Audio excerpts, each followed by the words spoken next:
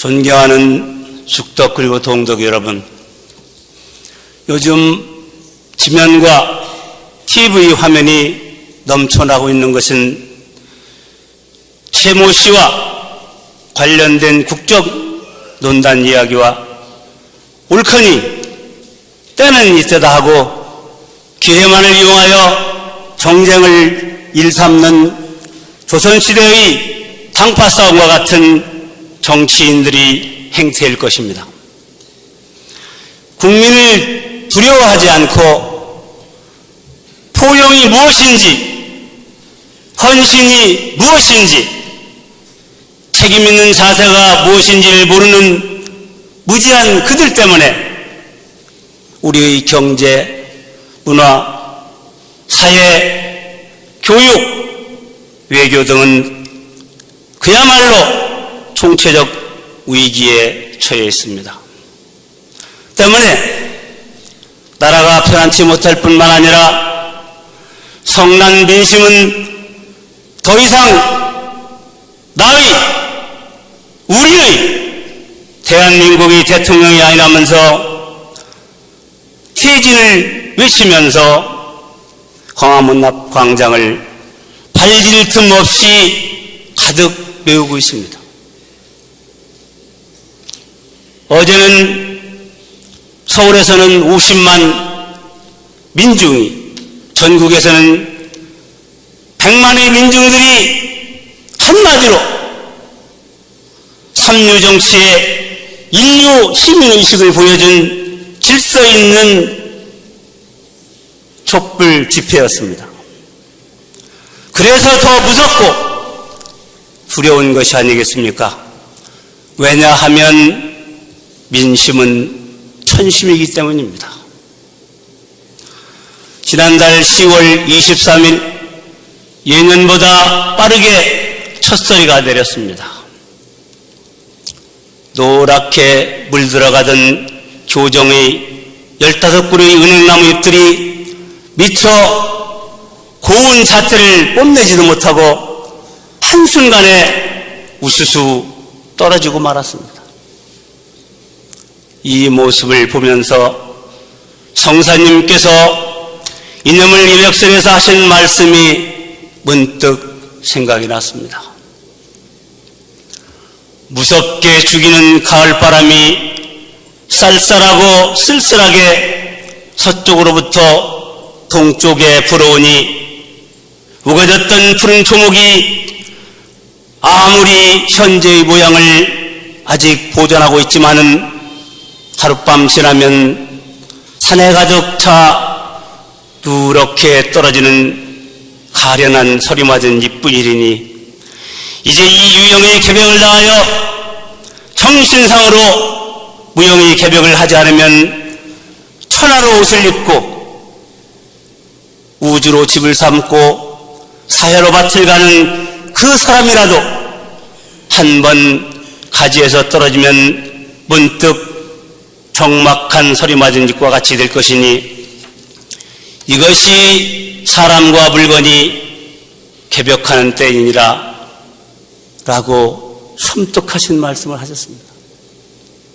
한마디로 유형의 개벽을 할 때에는 정신상으로 무형의 개벽을 하지 않고서는 특수한 재주와 기술이 있다고 하더라도 살 수 없다고 말씀하신 것입니다. 그러면 지금 그 시기가 도래한 것일까요? 저는 무섭고 두려운 마음에 가던 발걸음을 멈추고 잠시 생각에 잠겼었습니다. 소리 맞은 잎이 되지 않으려면 어떻게 해야 하지? 선생님께서 하신 말씀을 또 살펴보았습니다. 천하 일반 생각이 전혀 한 몸에 있으니 앞의 물결이 겨우시면 뒤의 물결이 일어난다는 이 생각이 어느 때 없어질 것이냐.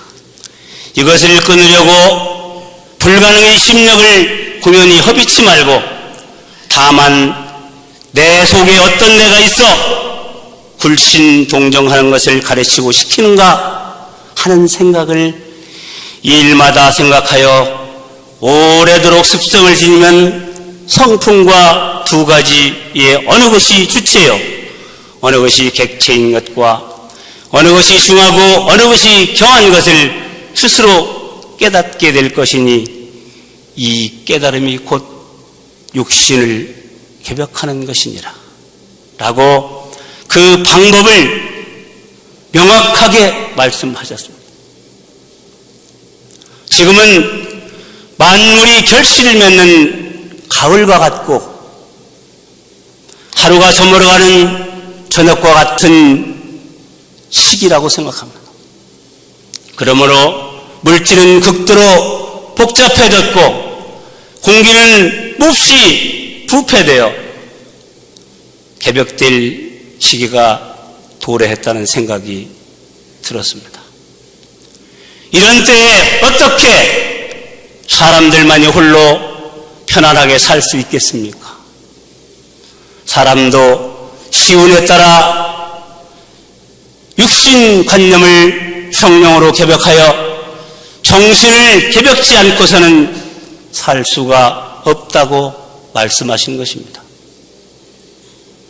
이처럼 성상님께서는 명확하고 혼미하고 혼탁한 세상을 맑고 깨끗하고 편안하게 살아가는 방법을 말씀해 주셨는데도 우매한 사람들은 깨닫지 못하고 어렵고 힘든 시기를 자초하게 되었다는 생각이 들었습니다.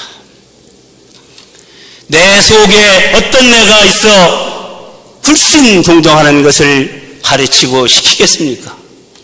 바로 내유신령 하느님이 아니시겠습니까? 그 내유신령 하느님을 내 몸에 모시고 있음을 알지 못하여 공경하고 정성들이지 못하면 물론 무섭고 두려운 마음을 갖지 못하기 때문에 각자 의심으로 오늘과 같은 험한 세상이 되지 않았나 하는 생각을 하였습니다.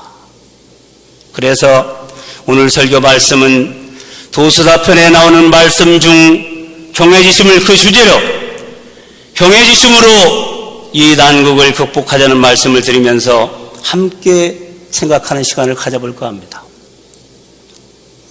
먼저 경전을 통한 스승님들이 말씀을 가르침을 살펴보고 하나님에 대한 경외지심이 발현되게 되려면 먼저 해야 할 일과 하나님에 대한 경외지심을 갖지 못하면 어떤 일이 생기는지를 제가 경험한 사례 그리고 정리하는 순서로 말씀을 드리겠습니다.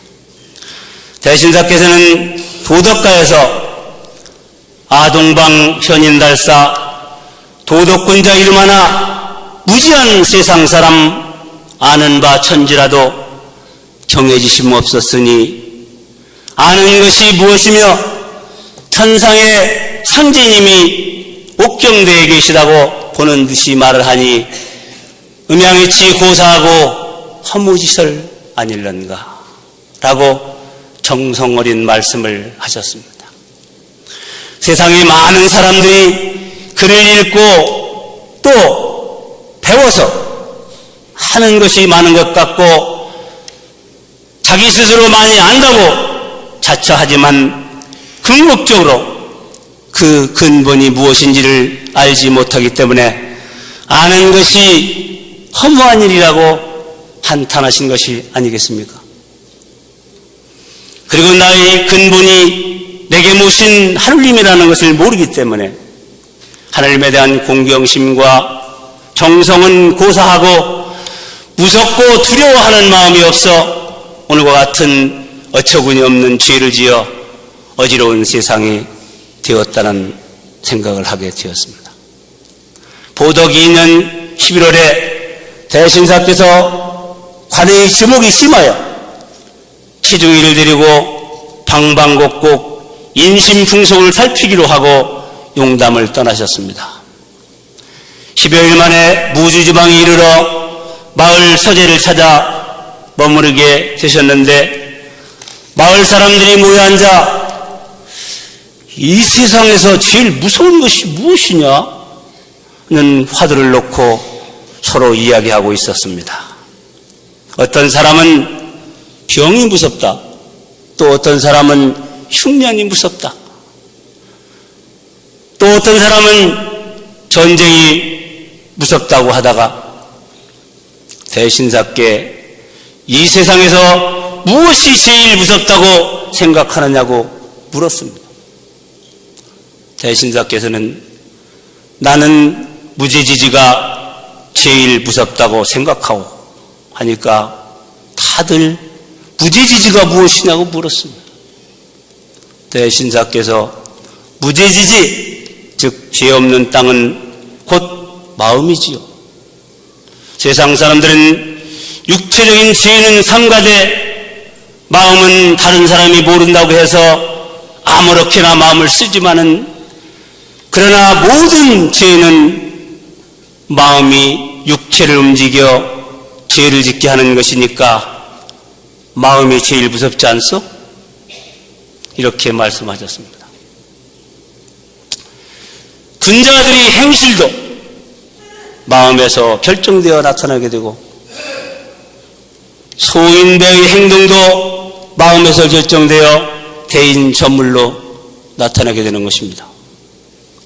우리 각자의 마음에 하느님을 공경하고 두려워하는 마음으로 가득 차 있다면 절대로 남을 욕하고 남을 속이는 그런 옳지 않은 일은 하지 않을 것입니다.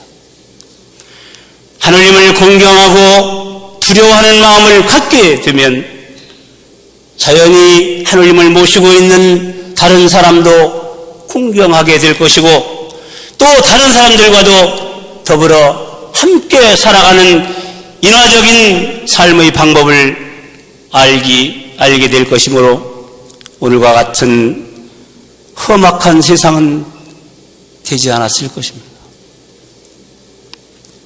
그러므로 해월 신사께서도 수심정 2편에서 내 마음을 공경치 않는 것은 천지를 공경치 않는 것이요, 내 마음이 편안치 않은 것은 천지가 편안치 않은 것이니라.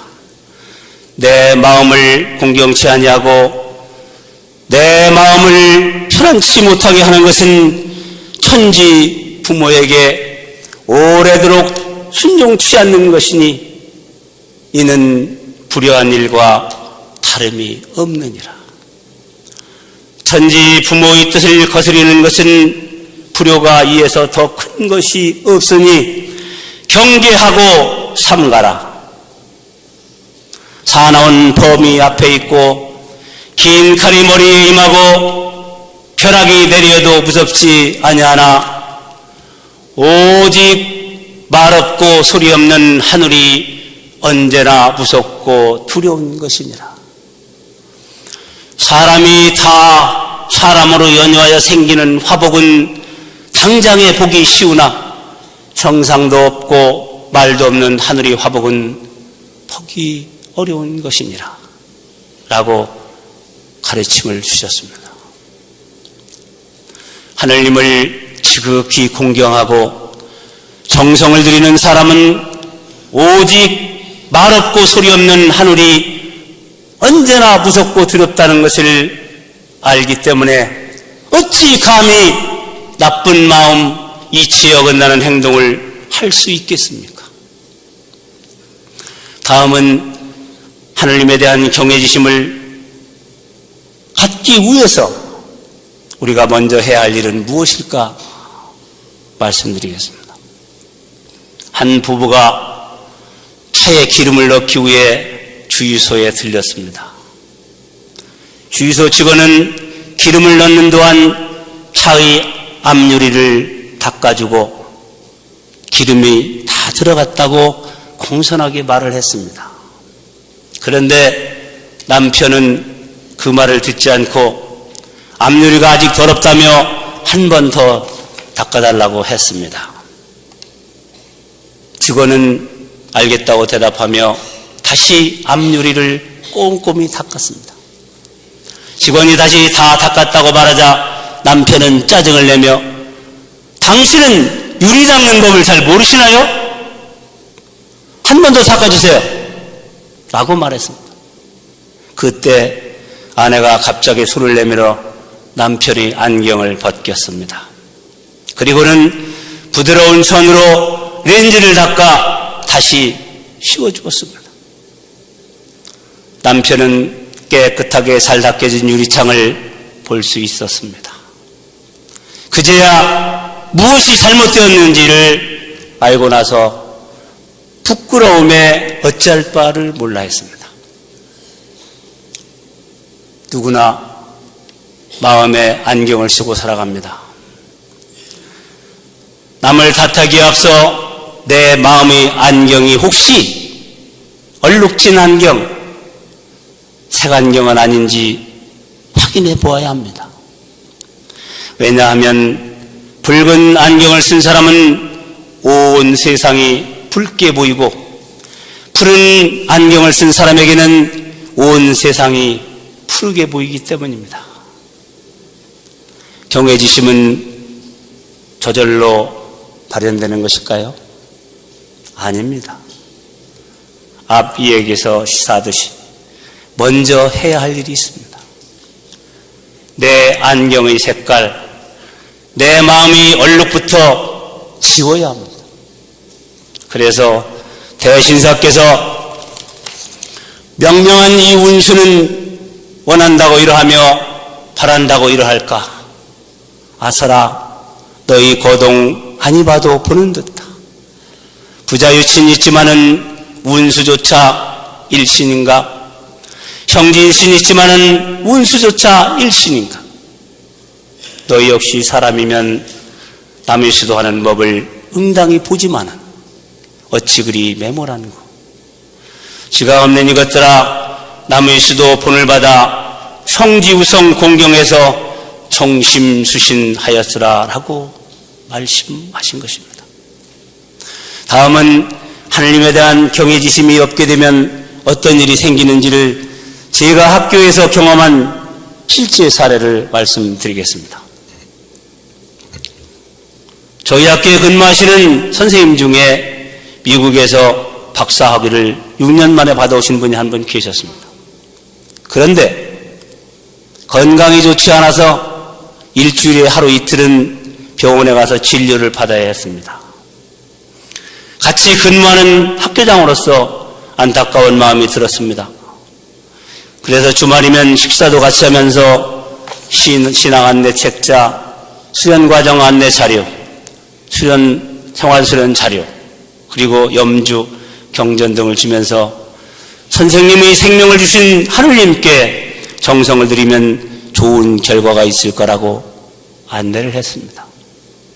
그리고 시간이 있을 때마다 우리가 태어난 근본에 대하여 이야기도 나누고 수련을 통해서 건강을 회복한 분들의 이야기도 해 주었습니다. 그리고 가끔 저녁 식사 후엔 9시 기도식도 함께 봉양하면서 주문을 현송으로 하여 익히도록 하였습니다. 어느 날 저녁을 먹고 기도식을 하면서 주문을 한번 외우라고 하였습니다. 전혀 알지 못하는 것이었습니다.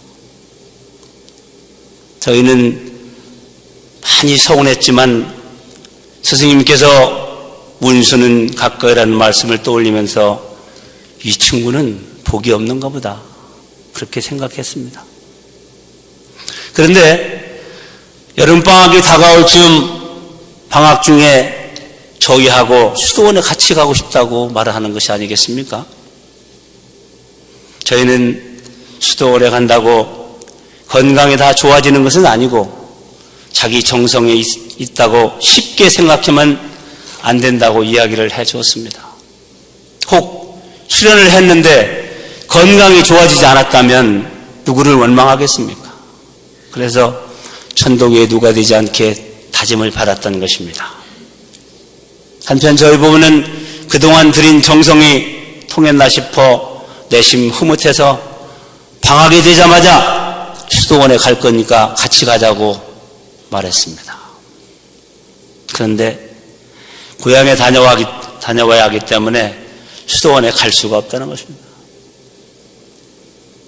한 입 가지고 두말하는 것이 그가 안타까웠지만 하는 수 없이 저희들만 수도원에 다녀왔습니다.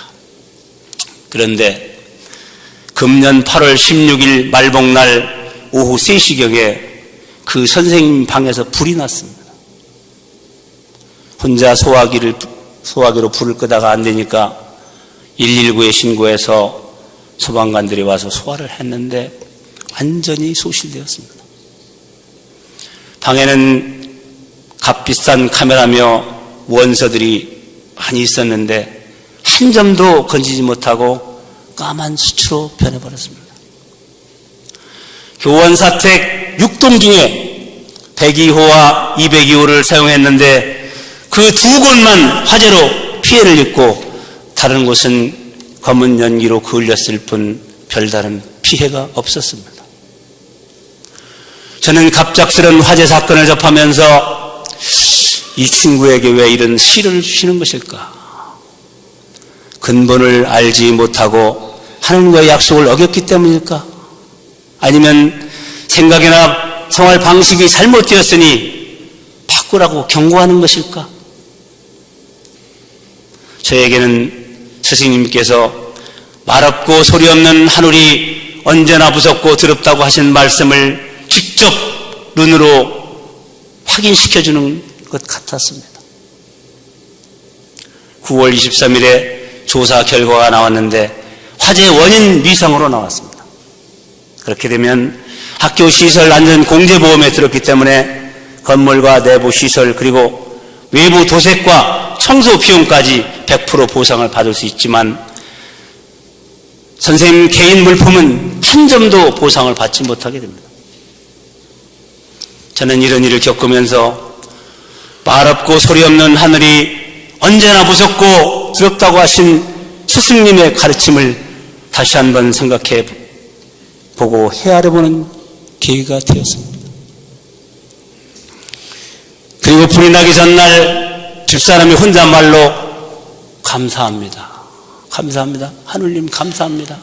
라고 혼자 독백처럼 중얼거리던 그 의미가 무엇인지를 어렴풋이 알 수 있을 것 같았습니다. 아, 그랬구나. 만약 화재로 사람이 화상을 입었거나 원룸 6동이 완전 전소되었다면 어떻게 되었을까요? 학교장으로서 그 책임을 면하기는 어려웠을 것입니다. 그리고 201호실에는 호주로 이민 가기 위해서 쓸 물건들을 3년 동안 틈틈이 사서 보관하고 있었는데 그것이 모두 다 잿더미가 되었다면 아마 큰 손해를 입었을 것입니다. 하지만 하나님이 특별하신 감흥으로 무사할 수 있었습니다.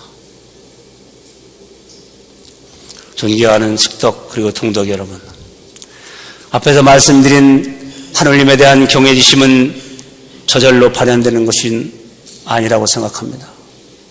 하나님에 대한 경외지심을 갖고 생활 속에서 실천하려면 먼저 내 안개의 색깔, 내 마음의 얼룩부터 수련을 통해서 지우는 것이 먼저 되어야 할 것입니다.